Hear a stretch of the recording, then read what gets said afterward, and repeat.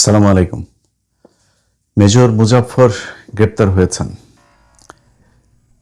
শহীদ president Ziaur Rahman হত্যাকাণ্ডের একমাত্র সাক্ষী, একমাত্র অভিযুক্ত ব্যক্তি যিনি জীবিত আছেন, তিনি শেষ ব্যক্তি মুজাফফর।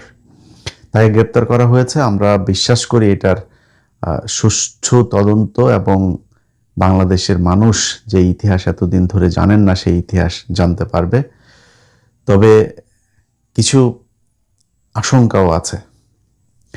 প্রথম কথা হচ্ছে, মেজর মুজাফফর বনানী ডিওএইচএস এর ভেতরে তিনি এতদিন ধরে ছিলেন। গত 2 বছর অন্তত শেখ হাসিনা তো নাই। এই যে 2 বছর, এই 2 বছরেও বাংলাদেশে গোয়েন্দা সংস্থা ছিল। তাইলে গেল 2 বছর সেই গোয়েন্দা সংস্থার প্রধান যারা ছিলেন তারা কি করেছেন? তারা কেন তাকে ধরেন নাই?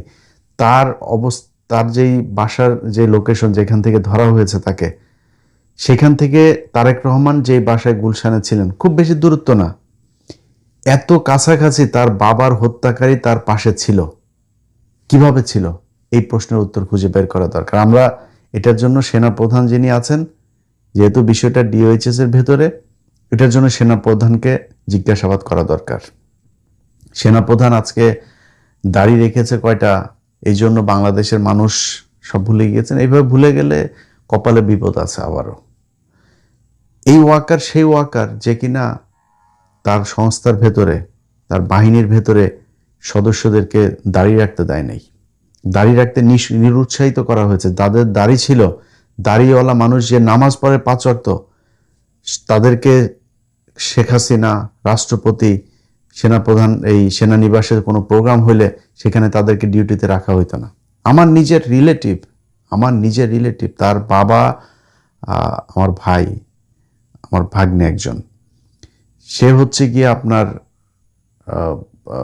ভাতিজা আমার। তো সে হচ্ছে গিয়ে আপনার এই 2000 সম্ভবত 18-19 এরকম কোনো একটা ইয়েতে আপনার কুচকাওয়াজের দিন তার বাবা এসছে, আমার সেই চাচতো ভাই, সে এসছে তার চোখের অপারেশন করানোর জন্য। সারাদিন কোয়ার্টারের ভেতরে তাদের ওই বাসায়, তার ওই ইয়েতে বাইরে দিয়ে তালা দিয়ে রাখা হয়েছে। তালা দিয়ে রেখে একজন সদস্যকে বাইরে রাখা হয়েছে, যদি তার কিছু প্রয়োজন হয় সে এনে দিবে, নিয়ে দিবে, কিন্তু তাদেরকে ঘর থেকে বেরোতে দেবে না। একমাত্র অপরাধ আমার ওই ভাইয়ের মুখে দাঁড়িয়ে আছে, তিনি তাবলিক করেন, কপালে দাগ আছে, এই জন্য তাকে এইভাবে রাখা হয়েছে। এটাই ঘটেছে এই গেল 15 বছর পিলখানা, এই আপনার সেনানিবাসে। যাদের নাচ গান রাতের বেলা সেনাবাহিনীর এই কি বলে এটা ক্লাবগুলোতে আপনার মদ নারী নিয়ে তারপর করতো, তাদেরকে বিভিন্ন গুরুত্বপূর্ণ পদে রাখা হইতো। নামাজ রোজা করা, দাড়ি রাখা, এটাকে ভীষণ রকমের অপরাধ মনে করা হইতো। এটাই গেল 15 বছর এভাবে ঘটেছে। সো সেই ওয়াকারই তো এই ওয়াকার। এই ওয়াকার 24-এর পরেও আওয়ামী লীগের প্রতিটা মানুষকে পালিয়ে যেতে এই ওয়াকার সহায়তা করেছে। এই যে কয়দিন আগে শিরিন শারমিনকে দেখলেন না, আটক হয়েছে, এই শিরিন শারমিন, এই ওয়াকার তাকে এতদিন ধরে শেল্টার দিয়ে সেনানিবাসে ছিল, তিনি খোঁজ নিয়ে দেখেন। সো সেই ওয়াকারকে জবাব দিতে হবে তিনি এইখানে এতদিন কিভাবে ছিলেন। আমার কাছে থাকা যে তথ্য, তিনি কলকাতায় আপনার 1981 সালে তিনি চলে যাওয়ার পর 96 পর্যন্ত তিনি ভারতে ছিলেন, এবং 96 পর্যন্ত ভারতে থাকাকালীন তিনি 2টা নাম ব্যবহার করেছেন, একটা বিপ্লব সরকার আর একটা হচ্ছে জয় ব্যানার্জি। এই 2 নামে তিনি বাংলাদেশে আসা যাওয়া করেছেন। এরপরে 96 সালে শেখ হাসিনা ক্ষমতায় আসার পর ভারত তাকে বাংলাদেশে দিয়েতে, যাও তুমি, আর কোনো সমস্যা নেই। সে দিব্যি বাংলাদেশে থেকেছে, খেয়েছে, কোনো সমস্যা হয়নি এখনো পর্যন্ত। 5 তারিখের পরের 2 বছরও তিনি বাংলাদেশে থাকলো। বাংলাদেশ এই মুহূর্তে সিআইডি প্রধান, ডিজিএফআই প্রধান, ডিবি প্রধান, সবাইকে ধন্যবাদ যে তারা তাকে শেষ পর্যন্ত ধরেছে। এখন তার বিচার, এই বিচারটা আমি মনে করি না এত সহজ হবে করাটা।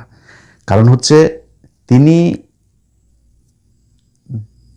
এই পিলখানা হত্যাকাণ্ডে আপনার ডক্টর ইউনূসের সময়ে একটা স্বাধীন তদন্ত কমিশন গঠন হইল, সেটা তদন্ত করলো, রিপোর্টটা প্রকাশ করতে দেওয়া হলো না, সেই রিপোর্ট অনুযায়ী কোনো কাজও করতে দেওয়া হয় নাই। কারণ কি? কারণ হচ্ছে ভারত পিলখানা হত্যাকাণ্ডের সাথে জড়িত ছিল। আজকে মুজাফফর যে হত্যাকাণ্ডের কারণে তাকে গ্রেপ্তার করা হয়েছে, সেই জিয়াউর রহমান হত্যাকাণ্ডের সাথে ভারত সরাসরি জড়িত ছিল। এই কারণে তাকে এই বিচার করা এত সহজ হবে না। জেনারেল এরশাদ, তিনি জেনারেল মঞ্জুকে তার সময় খুব তড়িঘড়ি করে তারপর জেনারেল মঞ্জুকে হত্যা করা হলো। কারণ কি? জেনারেল মঞ্জু সবকিছু জানতেন, কিভাবে কি হয়েছে সেটার সাথেও ভারত জড়িত, তার হত্যার সাথেও ভারত জড়িত। অতএব এই ভারত জড়িত থাকার যে জায়গাগুলো, এই জায়গাগুলোকে ফাইন্ড আউট করতে গেলে নানান ধরনের সমস্যা আসবে। এখন আমরা শুনছি যে মুজাফফরকে সম্ভবত তাকে 24 ডিভিশনে পাঠানো হচ্ছে। কারণ 24 পদাতিক ডিভিশনে সে কর্মরত ছিল, এই জন্য তাকে সেখানে নিয়ে তারপরে কোর্ট মার্শাল করতে হবে, সেনা আইনে বিচার হইতে হবে। সেনা আইনে বিচার হইলে কি হবে? তারে আপনি বিদ্রোহের জন্য বিচার করবেন। কিন্তু এটা শুধু একটা বিদ্রোহের ঘটনা না, এটার সাথে বাংলাদেশের অনেক ইতিহাস জড়িত। তাকে রেখে আমি মনে করি যে আপনার একটা স্বাধীন একটা কমিটি তৈরি করা দরকার, যেটা একদম সার্বজনীন একটা কমিটি হবে। এটা করে তারপরে তাকে দিয়ে ইতিহাসের কোন কোন জায়গায় কোন কোন ঘটনার সাথে সে জড়িত, ভারত কিভাবে কেন তাদেরকে দিয়ে জিয়াউর রহমানকে হত্যা করিয়েছিল, এরপরে কি ঘটেছিল, মঞ্জুকে কিভাবে হত্যা করা হলো, কেন হত্যা করা হলো, এরশাদের সাথে এতদিন ভারতের কি কি ডিল ছিল, এরশাদকে দিয়ে কি কি করানো হয়েছে, এই পুরো ইতিহাস তাকে দিয়ে খুঁজে বের করা সম্ভব। যে কারণে এই ঘটনাটা শুধুমাত্র জিয়াউর রহমান হত্যাকাণ্ড কিংবা ওই সেনা বিদ্রোহ হয়েছিল ওই দিন 30শে মে, শুধু এটার মধ্যে সীমাবদ্ধ থাকলে হবে না। এটার জন্য আমি মনে করি তারেক রহমানকে আরো বেশি কি বলবো যে দায়িত্বশীল এবং সতর্কভাবে পদক্ষেপ নিতে হবে। আজকে সকালে দেখলাম যে তারেক রহমান আমার দেশ পত্রিকা একটা নিউজ করেছে, সেখানে তারা পররাষ্ট্র মন্ত্রণালয়ের একজন ঊর্ধ্বতন কর্মকর্তার উদ্ধৃতি দিয়ে বলেছেন যে তারেক রহমান ভারত সফরে যাচ্ছে না। আমার জন্য আজকের দিনের সবচাইতে সুন্দর, সবচেয়ে খুশির খবর হচ্ছে এইটা।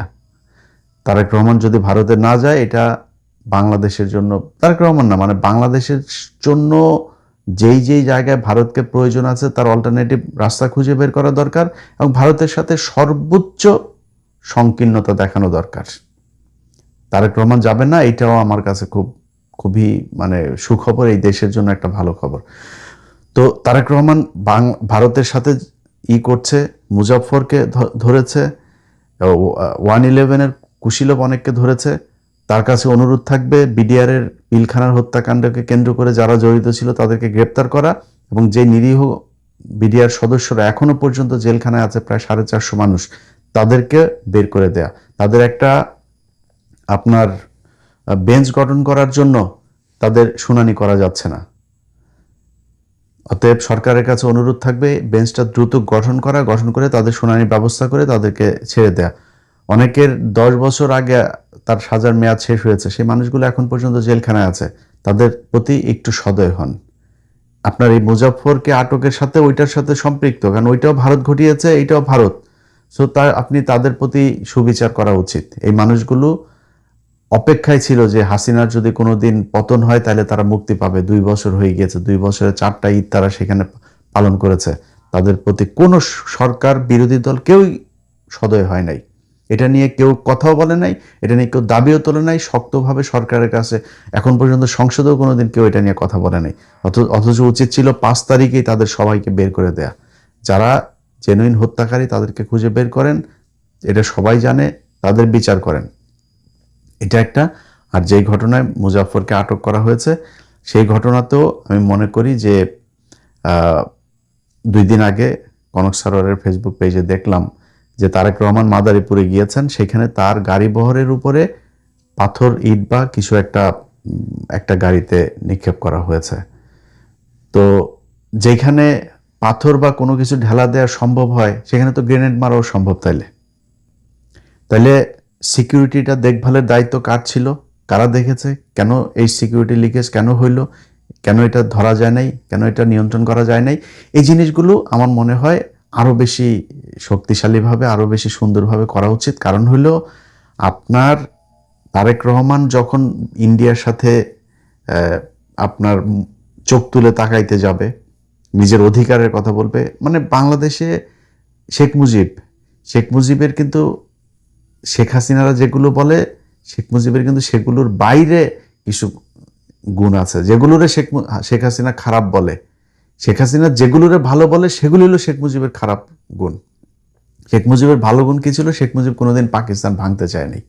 শেখ মুজিব শেষ পর্যন্ত চেয়েছিল এই পাকিস্তানের সাথে আবার সেই ওআইসিতে গিয়ে যোগ দেয়া, পাকিস্তান প্রধানমন্ত্রী ভুট্টোকে আপনার বাংলাদেশের সফরে আনা, এগুলো কিন্তু ইন্ডিয়া ভালো চোখে দেখে নাই। এই জন্যই শেখ মুজিবকে হত্যায় ইন্ডিয়া জড়িত ছিল এবং এটা ঠেকানো যায় নাই। সো ভারত সবসময় তার বিরুদ্ধে যেই চোখ তুলে তাকাবে তাকে তারা হত্যার চেষ্টা করবে।